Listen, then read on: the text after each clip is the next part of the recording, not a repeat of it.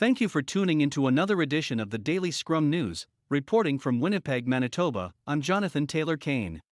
Elections of consequences, and after September 20th, there may be new faces leading their respective party heading into the next general election.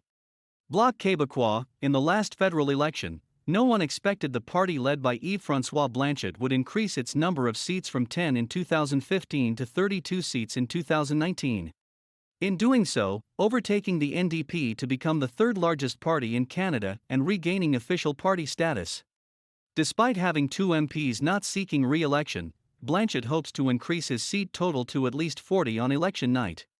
If Blanchet reaches his goal or loses some seats, his status as party leader is safe. The Green Party. In 2019, the party won 3 seats in the House of Commons, the most since its inception. However, still short of the 12 needed to form party status.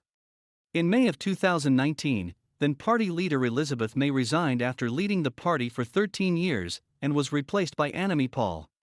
Paul is still without a seat in the House after failing to secure one in her first attempt, losing to Liberal candidate Marcy Yen in the 2020 by-election to replace Finance Minister Bill Morneau. Paul remains the only federal party leader without a seat in the House of Commons.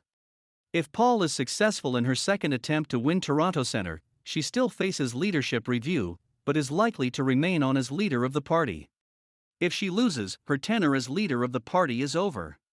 NDP Jagmeet Singh has led the NDP since 2017, making him the first Indo-Canadian to lead a major federal party in Canada.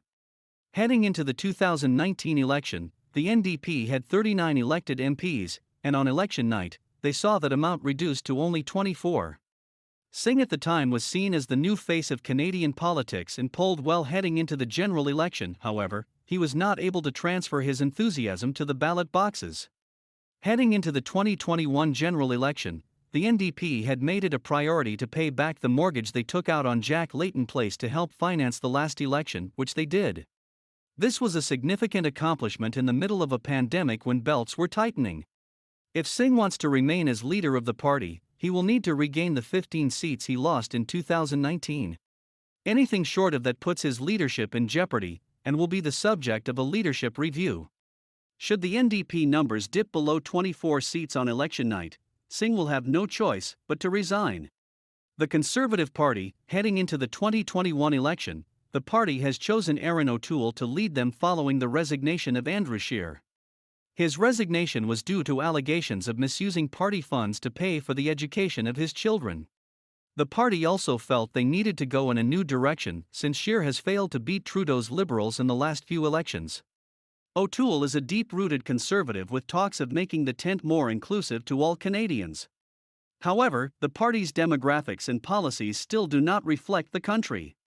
If his party wins the most seats, he will become Prime Minister.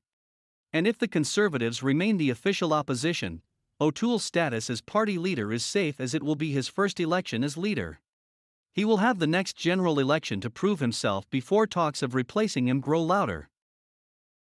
Liberal Party, the current Prime Minister and leader of the Liberals, Justin Trudeau became the leader of his party in 2013. Trudeau won on the first ballot with 80% support, replacing Michael Ignatieff. Trudeau had the name recognition and the support of members, who still held his father in high esteem. His improbable majority win in 2015 was the country wanting to go in a new direction after a decade of Stephen Harper. The rookie Prime Minister focused on reconciliation with Canada's Indigenous people, making his cabinet gender parity, attacking climate change and changing the divisive tone in Ottawa. Trudeau also had many missteps in the final year of his first term, where photos surfaced of him wearing a black face as a teacher, the Wee scandal, and the ousting of Jody Wilson-Raybould from caucus. All those mistakes ultimately cost him his majority government in 2019.